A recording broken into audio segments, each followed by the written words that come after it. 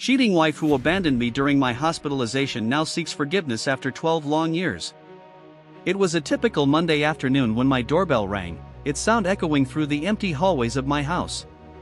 I opened the door, and there she stood, Lena, my wife who had abandoned me 12 years ago during the darkest time of my life. Her eyes, once so familiar, now held a depth of regret and sorrow I had never seen before. "Belle," she whispered, her voice trembling, "I need to talk to you. Please, forgive me." My heart pounded, a whirlwind of emotions threatening to consume me.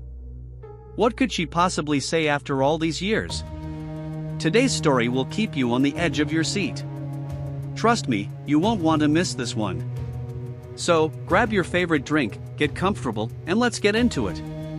If you're excited about this story, let us know. If you enjoyed the video, press 1. If not, press 0. Your feedback really inspires me to gather more uplifting and meaningful stories. I stood frozen in the doorway, staring at Lena, my mind racing. 12 years ago, I was a different person, a different man. The memories of that time were seared into my soul, painful and raw. I had been hospitalized after a severe car accident, struggling for my life while she was off with another man. The betrayal had been more painful than any physical injury I endured. Now, seeing her again brought back all those feelings: anger, hurt, and an overwhelming sense of loss. "What are you doing here, Lena?" I finally managed to ask, my voice cold and distant. "I need to explain, Belle," she said, her eyes pleading. "I know I have no right to ask for your forgiveness, but I need you to understand why I did what I did." I hesitated, every instinct telling me to slam the door in her face. But curiosity and a small, buried part of me that still cared for her won out. I stepped aside, allowing her to enter. "You have 5 minutes," I said, my tone leaving no room for argument. She walked in, looking around the house that had once been ours. It had changed over the years, just like I had. "Thank you," she whispered, taking a seat on the couch. "I don't deserve this, but I'm grateful." I remained standing, arms crossed, waiting for her to begin. She took a deep breath, gathering her thoughts. "Belle, I made the biggest mistake of my life when I left you. I was scared and selfish, and I didn't know how to handle what was happening. But I never stopped loving you. Please, let me explain. 12 years ago, my life had taken a drastic turn. I was driving home late one night when a drunk driver ran a red light and collided with my car. The impact was devastating, leaving me with multiple fractures and internal injuries. I was rushed to the hospital, where I spent weeks in the ICU, fighting for my life. During those agonizing days, I had clung to the hope that Lena would be there for me, that she would support me through my recovery. But she wasn't. Instead, I discovered that she had been seeing someone else, and while I lay in a hospital bed, she packed her bags and left. The betrayal cut deeper than any physical wound. I was alone, abandoned by the person I trusted most. The months that followed were a blur of surgeries, physical therapy, and a long, painful journey to regain my strength. But the emotional scars took much longer to heal. I had buried those memories deep, focusing on rebuilding my life. I threw myself into my work, finding solace in the routine and structure it provided. Friends and family offered support, but the hole Lena left in my heart remained. Now, sitting across from her, all those feelings came rushing back. "Why, Lena?" I demanded, my voice breaking. "Why did you leave me when I needed you the most?" Tears streamed down her face as she struggled to find the words. "Belle, I was a coward. I couldn't handle seeing you like that, so vulnerable and in pain. I ran because I was scared. And I've regretted it every single day since." Her words hit me like a punch to the gut. Part of me wanted to believe her, to find some semblance of closure. But another part of me was still so angry, so hurt. "And what about him? The man you left me for?" She looked down, ashamed. "It didn't last. He wasn't who I thought he was." I realized too late that I had made a terrible mistake. Today's story will keep you on the edge of your seat. Trust me, you won't want to miss this one. So, grab your favorite drink, get comfortable, and let's get into it. If you're excited about this story, let us know. If you enjoyed the video, press 1. If not, press 0. Your feedback really inspires me to gather more uplifting and meaningful stories. Lena's admission left me reeling. I had spent years trying to make sense of her betrayal, to find a reason for her actions. Hearing her say she was scared and made a mistake didn't erase the pain, but it did provide a small measure of understanding. "Why now, Lena?" I asked, my voice softer but still tinged with hurt. "Why come back after all these years?" She took a deep breath, her hands trembling. "I've spent the past 12 years trying to find a way to make things right. I went to therapy, I worked on myself, and I realized that I needed to face you, to apologize and seek your forgiveness. I know I don't deserve it, but I had to try." I could see the sincerity in her eyes, the regret etched into her features.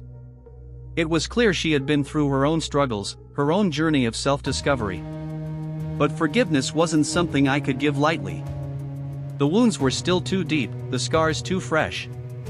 "I don't know if I can forgive you, Lena," I said honestly. "What you did hurt me more than you can imagine. But I appreciate you coming here and explaining. It gives me some closure." She nodded, tears spilling down her cheeks. "I understand, Belle. I just needed you to know how sorry I am. I never stopped loving you, and I've missed you every day." Her words stirred something within me, a small flicker of the love we once shared.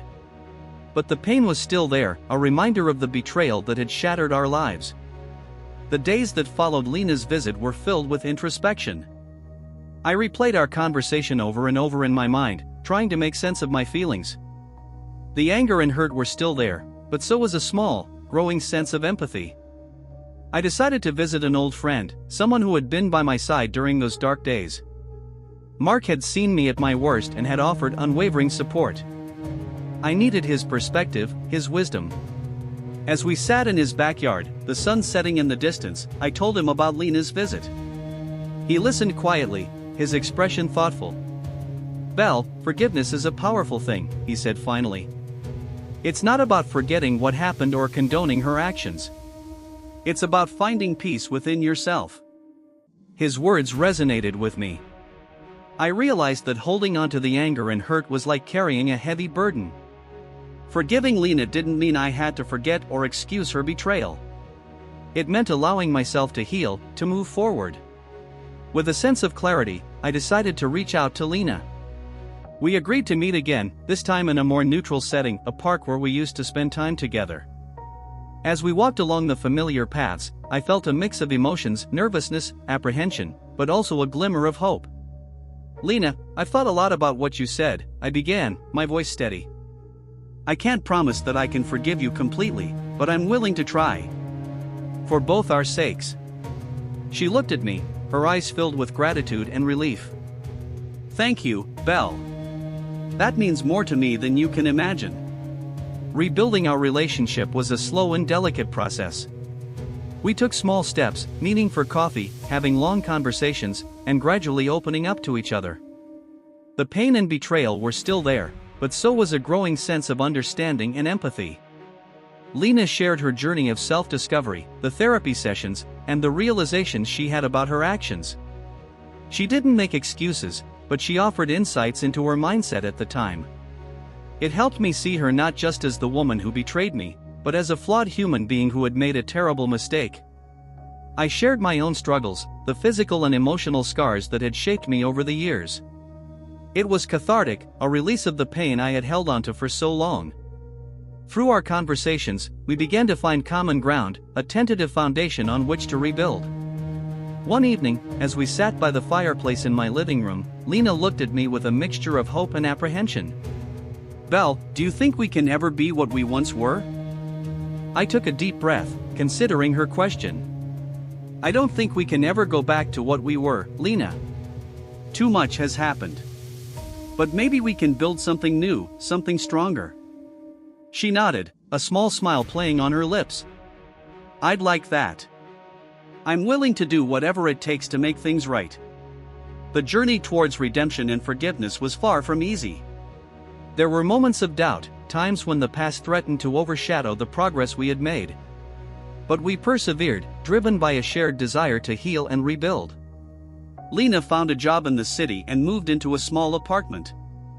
We continued to meet regularly, working on our relationship and finding new ways to connect.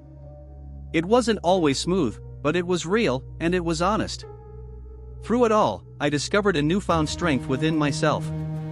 Forgiveness wasn't just about letting go of the past, it was about embracing the future with an open heart.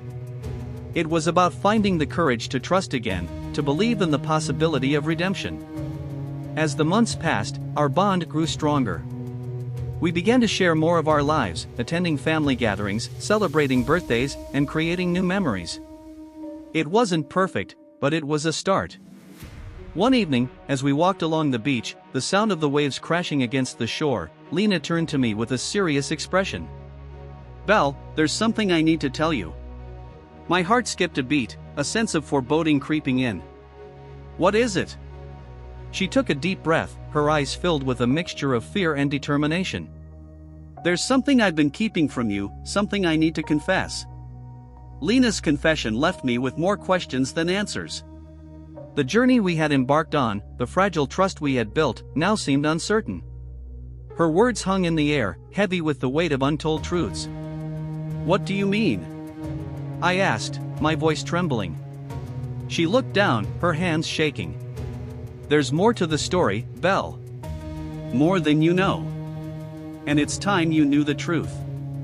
As she began to speak, I felt a whirlwind of emotions, fear, anger, but also a sense of inevitability. The road to forgiveness and redemption was never straightforward. It was fraught with challenges, with moments of doubt and uncertainty. And as Lena's words unraveled the secrets she had kept hidden, I realized that our journey was far from over. The past still held its grip on us, and the future was filled with unanswered questions.